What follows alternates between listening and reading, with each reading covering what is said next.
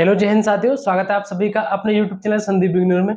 देखिए, आज जो हम बात करने वाले हैं आपके यूपी पुलिस कांस्टेबल का जो री एग्जाम होगा उसकी एक ऐसी सब्जेक्ट का बात करेंगे जिससे मतलब ज्यादातर को डर लगता है। यानी कि अगर लड़कियों की कहूँ तो लड़कियों को तो ज्यादातर डर लगता है। कुछ बहनें ऐसी हैं मेरे पास जिनका लगातार कमेंट आ रहा है कि भैया कुछ मैथ के ऊपर बताओ। तो देखिए, मैं आपको बता रहा हूँ, और जो मैं आपको बता रहा हूँ ना, अगर बस आपने इतना भी कर लिया ना तो आप ये मान करके चलिए कि आपका मैथ में अच्छा स्कोर हो जाएगा।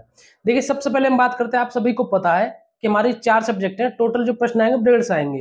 प्रत्येक प्रश्न 2 नंबर का होगा। तो इसलिए जो मैथ में जो प्रश्न आते हैं वो आते हैं 38 प्रश्न मैथ में, ठीक है। लेकिन अगर हम मैथ में देखें, अगर कोई भी आपको बताए किसी भी वीडियो में, तो सबने यही बताया होगा आपको कि मैथ में सिर्फ 19 प्रश्न आएंगे। मैंने भी आपको ये बताया, उसका रीजन क्या है। पहले तो इस पर बात करूं तो देखिए, बाकी जो 19 प्रश्न बचे वो कहां गए फिर जब 38 बताते हैं तो बाकी के जो 19 प्रश्न बचे वो बिल्कुल उनका जो बेस होता है, बिल्कुल उनका जो टाइप रहता है वो रीजनिंग की तरह ही आते हैं। तो इसलिए उनको रीजनिंग में ऐड कर लिया जाता है, ठीक है। ऐसा नहीं उस पर लिखा आता होगा इनमें रीजनिंग में ऐड है ये प्रश्न जो उस पेपर पे। हम और आप लोग इसको समझ लेते हैं कि ये बिल्कुल रीजनिंग की तरह है, तो बिल्कुल रीजनिंग में संभाल लिए जाते हैं। तो इसलिए बचते हैं आपके 19 प्रश्न। अब देखिए, 19 प्रश्न, कुछ टॉपिक जो है ऐसे होते हैं जो बेसिक चीजें होती है वो एक दूसरे से लिंक रहती है। मैं आपको 2 चीजें बताऊंगा, अगर आपने इतना भी कर लिया ना तो आप यकीन मानिए आप बाकी सब्जेक्ट में अच्छा कर लेना, यहां से अच्छा स्कोर फिर भी आपका हो जाएगा मैथ में। सबसे पहले आपको क्या काम करना है? सबसे पहले तो आपको एक काम करना है कि अपने पीवाईक्यू लगाइए, ठीक है। पीवाईक्यू से हमें एक ये अंदाजा हो जाता है कि किस लेवल के हमारे प्रश्न आ रहे हैं, और इसी लेवल जो आपका पेपर में लेवल आपको देखने को मिल रहा है, जो पहले पेपर हुआ है उसी हिसाब से हमारे आगे प्रश्न आएंगे। हर चीज का एक लेवल रहता है ना, जैसे कांस्टेबल का पेपर है तो इसका एक अलग लेवल है, सीजीएल का पेपर है तो उसका एक अलग लेवल है, ठीक है। और दूसरी बात जो कि आपके लिए सबसे ज्यादा जरूरी है, आपको क्या करना है, कुछ मोस्ट इंपोर्टेंट टॉपिक में आपको बता रहा हूं, आप सिर्फ उनको कवर कर लीजिए। सबसे पहले आपको बता रहा हूं profit and loss, profit and लाभ एंड हानि, इसको आप कर लीजिए। दूसरा आप परसेंटेज कर लीजिए जिसको आप प्रतिशत बोलते हैं। और तीसरा मैं आपको बताऊं रेशियो कर लीजिए, ठीक है। और चौथा मैं आपको बताऊं डीआई कर लीजिए, ठीक है। तो डीआई हो गया, रेशियो हो गया, प्रॉफिट एंड लॉस हो गया, परसेंटेज हो गया, एक आपका सिंप्लीफिकेशन हो गया, ठीक है। और टाइम एंड वर्क, ये जो टाइम एंड वर्क वाला रहता है ना, time and work, time and distance, इनको कर लीजिए, ठीक है। और सरलीकरण, सरलीकरण के जो मैं आपको बता रहा हूं इसको जरूर करना हो, जो डीआई है इससे बहुत सारे प्रश्न आते हैं।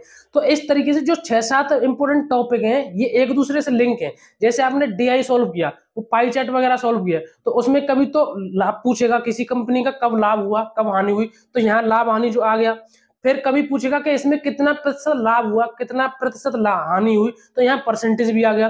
कभी रेशियो पूछ लेता है उसमें, ठीक है। और रेशियो में कभी परसेंटेज निकालनी पड़ जाती है, कभी परसेंटेज का रेशियो निकालना पड़ जाता है। और इन सब चीजों में आपको पता है कि सिंप्लीफिकेशन हो रहा है, ये सरल इनको करते हैं, यानी कि इनको सॉल्व करते हैं। तो कुछ टॉपिक ऐसे हैं जो एक दूसरे से लिंक हैं, जो कि मैथ की नींव होते हैं। 1-2 टॉपिक और हैं, उनको भी कवर कर लेना, जैसे कि आपका एचसीएफ हो गया और एलसीएम हो गया, और एक आपकी इंटरेस्ट हो गई, ठीक है, साधारण ब्याज और चक्रवृद्धि ब्याज, ठीक है। ये आप कुछ मोस्ट इंपोर्टेंट टॉपिक है। बताने को तो मैं आपको 20-30 टॉपिक बता दूं, ठीक है, लेकिन जो मैं आपके लिए सबसे जरूरी बता रहा हूं, अगर आप सभी टॉपिक से अच्छा कर रहे हैं, सब पढ़ रहे हैं, तो उनको पढ़िए। मैं तो उनके लिए बता रहा हूं जो कमजोर है, ठीक है। अगर आपने इतना कर लिया तो बढ़िया रहेगा। और एक सबसे अच्छी चीज, वर्ग और वर्गमूल, ठीक है, वर्ग और वर्गमूल और घनमूल, इनको अच्छे तरीके से आप कर लेना, क्योंकि ये वो चीजें हैं जो आपकी कैलकुलेशन में बहुत हेल्प करेंगी। और सबसे बड़ी बात बता दूं, अगर आपके पास कोई बुक नहीं है या आप कंफ्यूजन में हैं कि किस तरीके से कैसे सॉल्व करें, तो मैं इसका आपको सबसे अच्छा सॉल्यूशन बता रहा हूं, जो बुक मैंने खुद पढ़ी है। ये बेस्ट बुक है, इसको हो नहीं सकता कोई नहीं जानता हूं मार्केट में, ठीक है। ये आप यहाँ देख सकते हैं, आर.एस. अग्रवाल की एस चंद के नाम से, ये नवीन अंकगणित है। इस बुक की सबसे अच्छी बात क्या है पता है? इस बुक की खास बात यह है, जब आप इसको खोलेंगे ना तो इसमें मैथ का कोई भी ऐसा चैप्टर नहीं है, कोई भी ऐसा टॉपिक नहीं है जो आपको यहाँ मिलेगा नहीं। मैंने बताए वो भी और बाकी सभी एक्स्ट्रा भी, ठीक है। यहाँ सब कुछ आपको देखने को मिल जाएगा।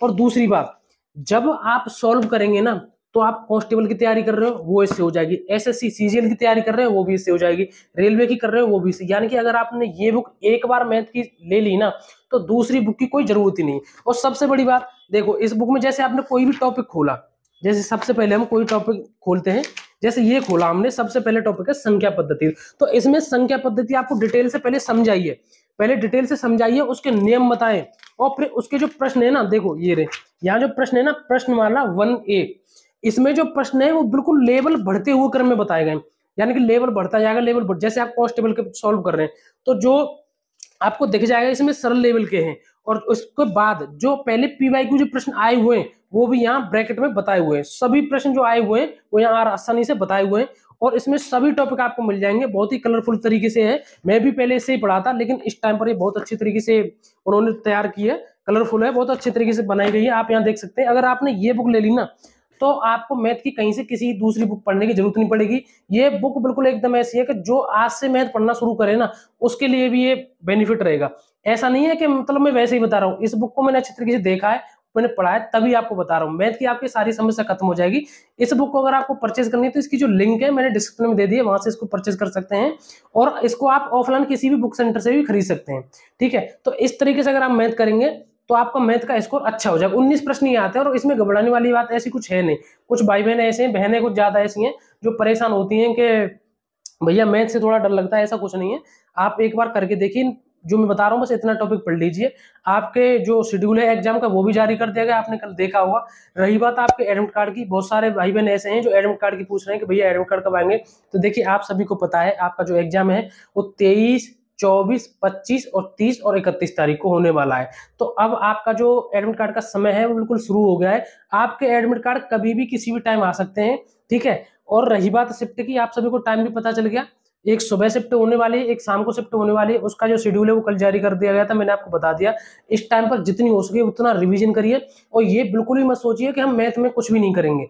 ऐसी कोई हुआ वाली बात नहीं है, ऐसा कोई बड़ा नहीं है। बहुत ऐसा किसी के कहने से आप ये कर दें कि मैथ हमने छोड़ ही दिया, कोई दिक्कत नहीं है, तो आप बहुत परेशान हो जाएंगे। जितना मैंने आपको बता देना आप इतना कर लीजिए, और पीवाईक्यू लगा लीजिए। मैं बिल्कुल ये सच कह रहा हूँ, अगर आपने इतना कर लिया ना तो आपका स्कोर मैथ में अच्छा हो जाएगा। मेरे कहने से आप एक बार इतना करके देखिए, अभी इतना टाइम है, अगर आपने इतना भी कर लिया तो अच्छी बात है, आपका मैथ में स्कोर होगा। ये जो बुक मैंने आपको बताई है इस एग्जाम के लिए भी काम आएगी। आगे आने वाले UPSI, UPPSC, railway, bank, SSC, किसी भी एग्जाम की तैयारी कोई भी कर रहा हो ना, सबके पास ये बुक जरूर मिलती है, क्योंकि ये बहुत मोस्ट इंपोर्टेंट बुक है। तो ये सारी चीजें हैं, और भी कोई अपडेट होगी मैं आपको टाइम से बता दूंगा। आपकी और क्या क्या समस्या है वो कमेंट में अगर जरूर करना, और वीडियो को एक बार लाइक तो कर ही सकते हो यार। मतलब ये चीजें कहने वाली नहीं होती, अपने आप कर दिया करो। इतनी मेहनत मैं कर रहा हूँ तो आप 1 सेकंड की ये कर दिया करो कि वीडियो को लाइक कर दिया करो। अब मिलेंगे नई वीडियो में एक नए टॉपिक के साथ। जय हिंद, नमस्कार, राम राम।